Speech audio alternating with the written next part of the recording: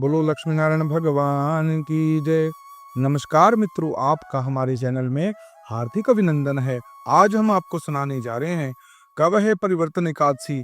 जानिए तिथि, पूजा का शुभ मुहूर्त और पारण का समय एवं व्रत कथा। परिवर्तन एकादशी का व्रत रखकर भगवान विष्णु के वामन स्वरूप की पूजा की जाती है। इस व्रत को करने से तीनों लोकों की पूजा का फल प्राप्त होता है।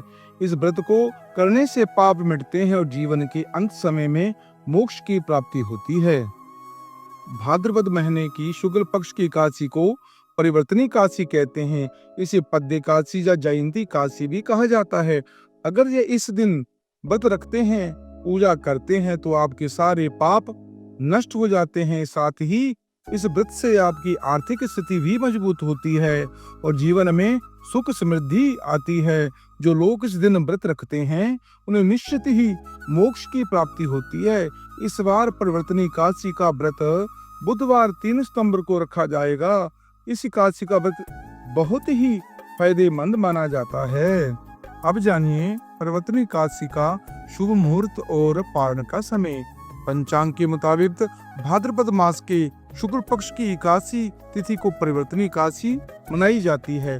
परिवर्तनी एकादशी तिथि 3 सितंबर सुबह 3:53 पर आरंभ हो जाएगी और तिथि का समापन 4 सितंबर को सुबह 4:21 पर होगा।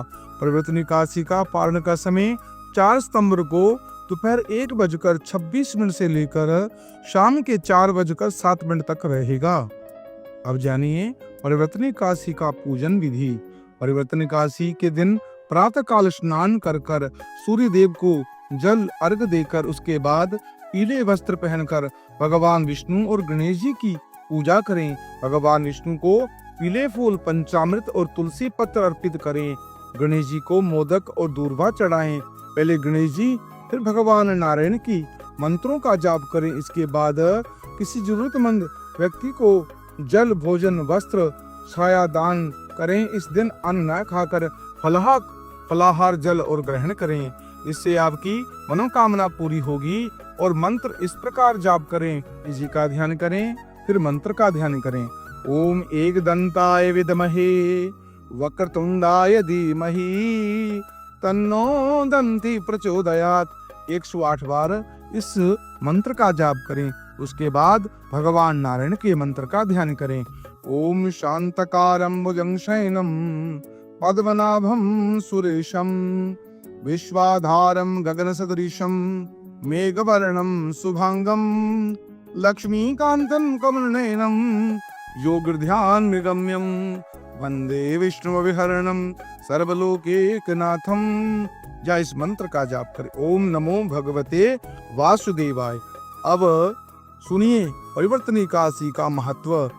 परिवर्तनी एकादशी के हर साल गणेश चतुर्थी के आसपास आती है, इसलिए इस एकादशी पर भगवान गणेश और भगवान विष्णु दोनों की पूजा करनी चाहिए। इस दिन भगवान विष्णु वामन का अवतार की पूजा की जाती है। वामन अवतार भगवान विष्णु का एक खास स्वरूप है। इसकी पूजा से परिवार में शांति, समृद्धि और संतान सुख प्राप्त होता है। अगर आप संतान प्राप्त करना चाहते हैं या धन संबंधी कोई परेशानी है तो इस एकादशी का व्रत आपकी बहुत मदद करेगा। इस व्रत को कर भगवान विष्णु और गणेश जी की आराधना करना चाहिए। इसके पश्चात आपकी सभी मनोकामना पूरी होगी, जीवन की सारी बाधाएं दूर हो जाएंगी। अब करिए कथा का श्रवण। बोलो लक्ष्मी नारायण भगवान की जय। युधिष्ठिर ने पूछा, केशव कृपया यह बताइए कि भाद्रपद मास के शुक्ल पक्ष में जो एकादशी होती है उसका क्या नाम है, उसके देवता कौन है और कैसे विधि है। भगवान कृष्ण बोले, हे राजन, इस विषय में मैं तुम्हें आश्चर्यजनक कथा सुनाता हूँ जिसे ब्रह्मा जी ने महात्मा नारद से कहा था।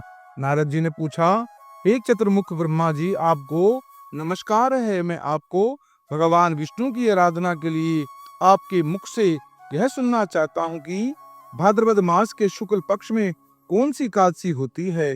ब्रह्मा जी ने कहा, हे मुनिश्रेष्ठ, तुमने बहुत ही उत्तम बात पूछी है, क्योंकि ना तो वैष्णव जो ठहरे भादों के शुक्ल पक्षी एकादशी पद्य नाम एकादशी से विख्यात है। उस दिन भगवान ऋषिकेश की पूजा होती है। यह उत्तम व्रत अवश्य करने योग्य है। सूर्यवंश में मानधाता नामक एक चक्रवर्ती सत्य प्रतिज्ञा और प्रतापी राज ऋषि हो गए। वे बहुत से औरों की पुत्रों की भांति धर्म पूर्वक प्रजा का पालन किया करते थे। उनके राज्य में अकाल नहीं पड़ता था, मानसिक चिंताएं नहीं सताती थी और ना ही आदि व्याधियों का प्रकोप नहीं होता था। उनकी प्रजा निर्भय तथा धन धान्य से समृद्ध थी। महाराज के कोष में केवल न्यायोपार्जित धन का ही संग्रह किया जाता था। उनके राज्य में समस्त वर्णों का और आश्रमों के लोगों को अपने अपने धर्म में लगे रहते थे।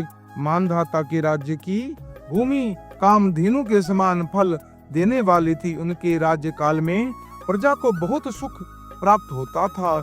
एक समय की बात है, किसी कर्म का फल भोग प्राप्त होने पर राजा के राज्य में 3 वर्षों तक वर्षा नहीं हुई। इससे उनकी प्रजा भूख से पीड़ित हो नष्ट होने लगी। तब संपूर्ण प्रजा ने महाराज के पास जाकर इस प्रकार कहा। प्रजा बोली, हे नृपश्रेष्ठ, आपको प्रजा की बात सुननी चाहिए। प्राणों में मनीषी पुरुषों ने जल को नार कहा है। नार ही भगवान का अयन निवास स्थान है, इसलिए हे नारायण कहलाते हैं। नारायण स्वरूप भगवान विष्णु सर्वत्र व्यापक कल्प रूप में विराजमान हैं। वे ही मेघ स्वरूप होकर वर्षा करते हैं। वर्षा से अन्न पैदा होता है और अन्न से प्रजा जीवन धारण करती है। हे नृपश्रेष्ठ, इस समय अन्न के बिना प्रजा का नाश हो रहा है, अतः ऐसा कोई उपाय कीजिए जिससे हमारे योग का निर्वाह हो सके। राजा ने कहा, आप लोगों का कथन सत्य है, क्योंकि अन्न को ब्रह्मा कहा जाता है। अन्न से प्राणी उत्पन्न होते हैं और अन्न से ही जग जीवन में धारण करता है।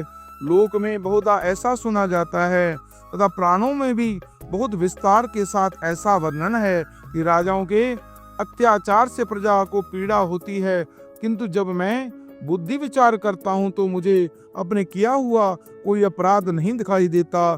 फिर भी मैं प्रजा का हित करने के लिए पूर्ण प्रयत्न करूंगा। ऐसा निश्चय कर राजा मानधाता ने इन गिने व्यक्तियों का साथ लेकर विधाता को प्रणाम कर साधन वन की ओर चल दिए।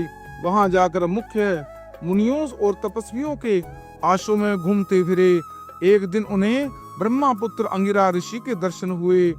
उन पर दृष्टि पड़ते ही राजा हर्ष से भरकर अपने वाहन से उतर पड़े और इंद्रियों को वश में रखते हुए दोनों हाथ जोड़कर उन्होंने मुनि के चरणों में प्रणाम किया। मुनि ने भी स्वास्तिक कहकर राजा का अभिनंदन किया और उनके राज्य के सातों अंगों की कुशलता पूछी। राजा ने अपनी कुशलता बताकर मुनि के स्वाध्याय का समाचार पूछा। मुनि ने राजा को आसन और अर्घ दिया। उन्हें ग्रहण कर जब वे मुनि के समीप बैठे तो मुनि ने राजा के आगमन का कारण पूछा। राजा ने कहा, ए भगवन, मैं धर्मानुकूल प्राणियों प्रणाली से पृथ्वी का पालन कर रहा था, फिर भी मेरे राज्य में वर्षों का अभाव हो गया। इससे क्या है, इस बात में मैं नहीं जानता। ऋषि बोले, हे राजन, सब युगों में उत्तम यह सत्य युग है। इसमें सब लोग परमात्मा की चिंतन में लगे रहते हैं तथा इस धर्म अपने चारों चरणों से युक्त होता है। इस युग में केवल ब्राह्मण ही तपस्वी होते हैं, दूसरे लोग नहीं। किंतु महाराज, तुम्हारे राज्य में एक शूद्र तपस्या करता है, इसी कारण मेघ पानी नहीं बरसाते। तुम उसके प्रतिकार का यत्न करो, इससे यह अनावृष्टि का दोष शांत हो जाएगा।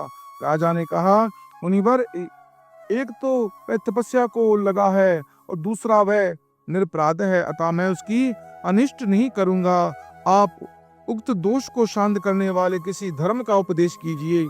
ऋषि बोले, राजन, यदि ऐसी बात है तो एकादशी का व्रत करो। भाद्रपद मास के शुक्ल पक्ष में जो पद्या नाम के से विख्यात एकादशी होती है, उनके व्रत के प्रभाव से निश्चय ही उत्तम वृष्टि होगी। नरेश, तुम अपनी प्रजा और परिजनों के साथ उसका व्रत करो। ऋषि के ये वचन सुनकर राजा अपने घर लौट आया। उन्होंने चारों वर्णों की समस्त प्रजा के साथ भादों के शुक्ल पक्ष की पद्य एकादशी का व्रत किया। इस व्रत के प्रभाव से वह मेघ पानी बरसाने लगे, पृथ्वी जल से अलिप्त हो गई और हरी हरी खेती से सुशोभित होने लगा। उस व्रत के प्रभाव से सब लोग सुखी हो गए। भगवान श्री कृष्ण कहते हैं, राजन, इस कारण इस उत्तम व्रत का अनुष्ठान अवश्य करना चाहिए। मध्य एकादशी के व्रत जल से भरे हुए घड़े को वस्त्र से ढककर दही और चावल के साथ ब्राह्मण को दान देना चाहिए। साथ ही छाता जूता भी देना चाहिए। दान करते समय इस मंत्र का उच्चारण करें, नमस्ते नमो नमस्ते गोविंद बुद्ध श्रवण संजकः अगो संज्ञक कृत्वानं सर्वसौख्य प्रदो भव भुक्ति मुक्ति प्रदेवश्च लोकानं सुखदायक। बुधवार और श्रवण नक्षत्र के योग से युक्त द्वादशी के दिन बुद्ध श्रवण नाम का धारण करने वाले भगवान गोविंद आपको नमस्कार है, नमस्कार है। मेरी पाप राशि का नाश कर कर आप मुझे सब प्रकार से सुख प्रदान करें। आप पुण्यात्माओं को भोग और मोक्ष प्रदान करने वाले तथा सुखदायक हैं। राजन, इसके पढ़ने से सुनने से मनुष्य के सब पापों से मुक्त हो जाता है और भगवान के बैकुंठ धाम को प्राप्त होता है। उसकी समस्त मनोकामना पूरी हो जाती है, उसके पापों का नाश हो जाता है। मित्रों, यह पवित्र पतित पावनी इस कथा का श्रवण करने से मनुष्य की सर्व मनोकामना पूरी हो जाती है। इस कथा को आप अपने इष्ट मित्रों को शेयर करें, पुण्य के भागी बने। हमारे चैनल को लाइक करें और कमेंट बॉक्स में ओम लक्ष्मी नारायण अवश्य लिखें।